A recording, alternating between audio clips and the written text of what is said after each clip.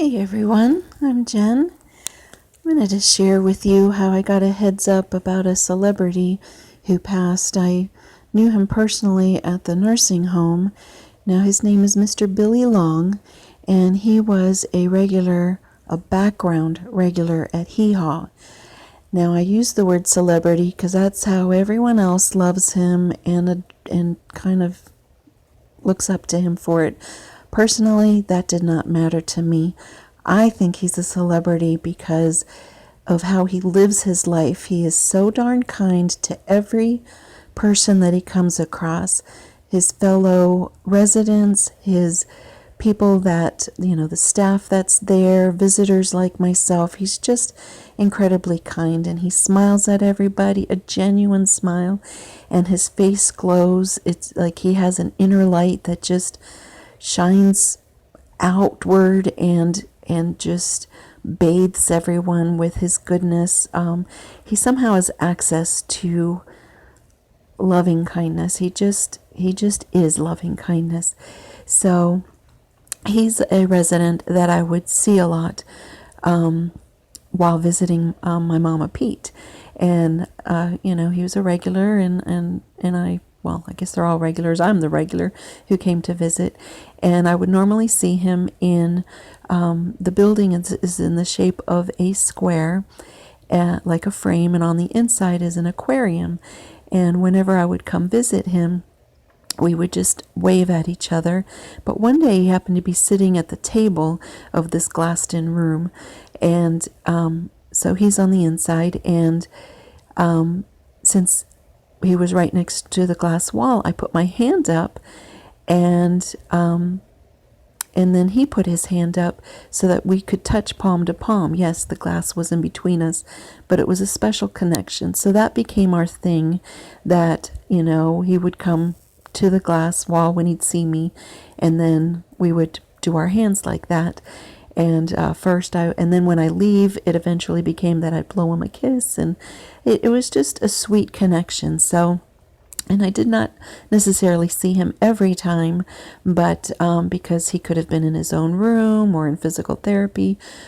But so let me take a break and talk about how the week before I saw him, the next time I was going to see him, the week before, I had gassed my car at this new gas station, and I gassed it at night, which was unusual.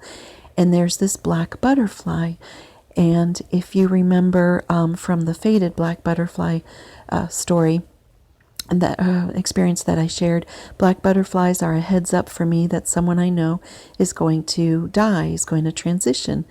And so the faded one was about Mr. Bobby. This is one is about Mr. Billy Long. And when I saw this black butterfly, I did not know whom it was for. It was a huge black butterfly, as big as my hand. I did not even question how it could be that big. It was tattered. Its wings were it was like they were torn. And then the black butterfly had yellow parentheses on the tips of both sides of the wings, and it just reminded me of smiley faces. And it also, the way it flew, I finally realized it kept doing it 5 times. It was like it was climbing up a mountain peak and then diving down, and then climbing up and diving down, and it would do this 5 times before crashing to the ground at the gas station. It reminded me of a very dramatic graph in if you're doing statistics.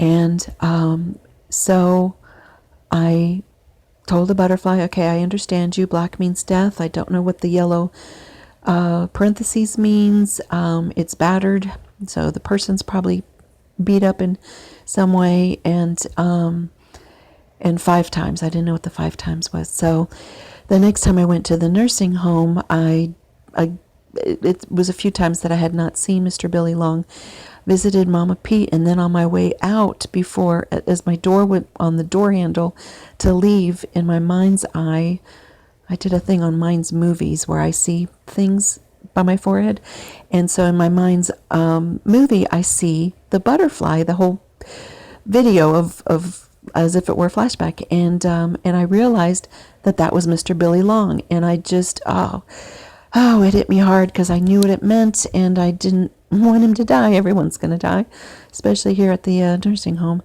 But I go rush to find him in his room. I can't find him. I look at physical therapy. The staff now realizes they know who I am, and they realize I'm upset. And so then they point. Now, I said the square was a square-shaped building, but it actually has tail ends at the bottom like an omega sign. I think it's the omega sign. And those little hallways are for people who, I call it death row, but it's basically people that have 1 foot out the door already. And so when they said that he was transferred there, I just knew it. I knew the butterfly, like that was for him. So I found him and I opened the door and I knocked and I opened the door and he just goes, "You found me. No one's been able to find me," which is horrible news because here they moved him and he's such a social man and he's surrounded by people he doesn't know.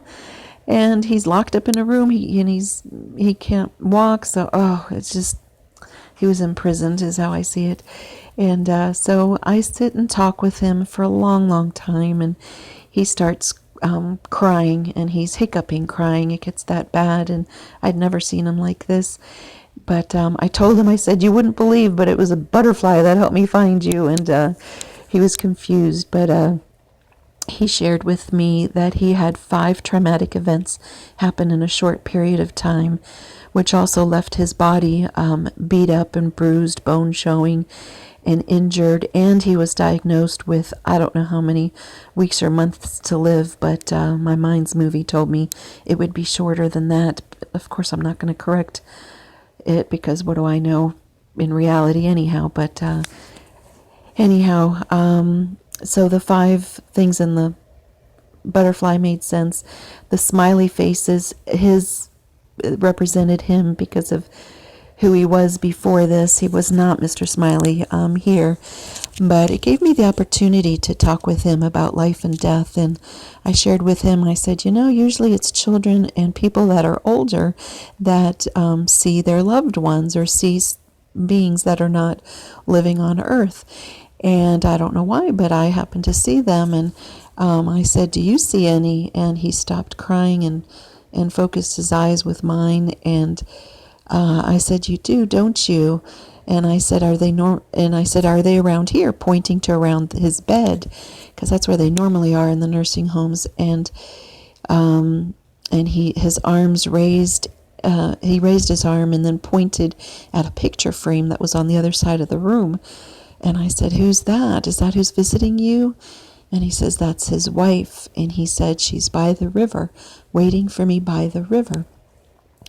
So I gave that opportunity to give my understanding of life and death. And I said, "Well, you're sad, which is understandable, that you've been told that you're going to die. And, we're all going to die, but it's still scary and sad." And I said, "But you say that your wife is dead, right?"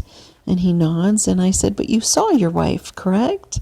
And he said, "Yes. And she's here by you, right? And visits you. I mean, not at that moment, but she comes to visit you, right?" And he said, "Yes." And I said, "That's been my experience too, that people who are dead come to visit their loved ones.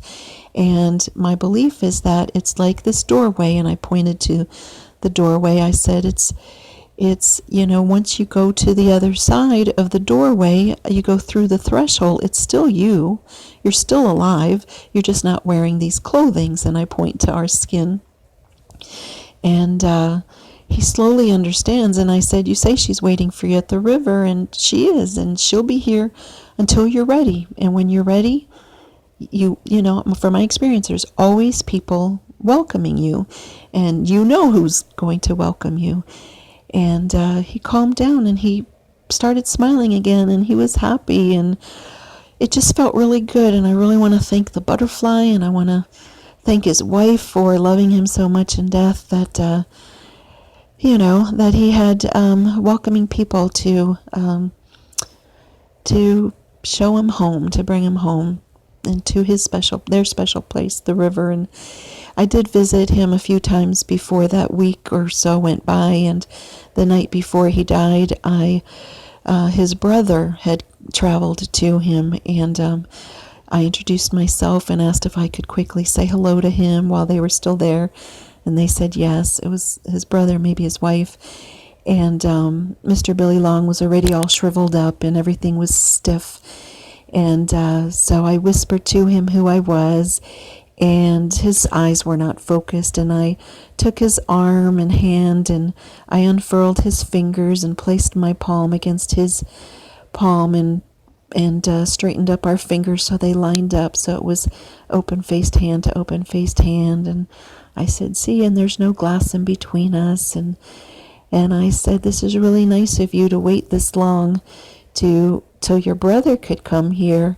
And if this is all your family, which I believed at that time after speaking with the staff that it was, I said, once you're ready, then, your wife is ready to welcome you. And he he becomes alive. He smiles, and his brother and whomever was with him go like, look, he's with it again, and his eyes were focused again, and he smiled and was looking at me, and I said, thank you so much. I'm going to start crying. Thank you so much, Mr. Billy Long, because you are such a beautiful person, and you lived a really good life, and now you waited till the last of your family could come to visit, and every day you lived your life with loving kindness, and when you're ready, you can go home, and there is no death, there is only life. And I know that to be true for him because of such a good life that he led. For people who do not, I don't know what your fate is, but for him for sure. And oh gosh, he died the next day. And so thank you for listening to me and that black butterfly and Mr. Billy Long. Lots of love to everyone. Take care of each other.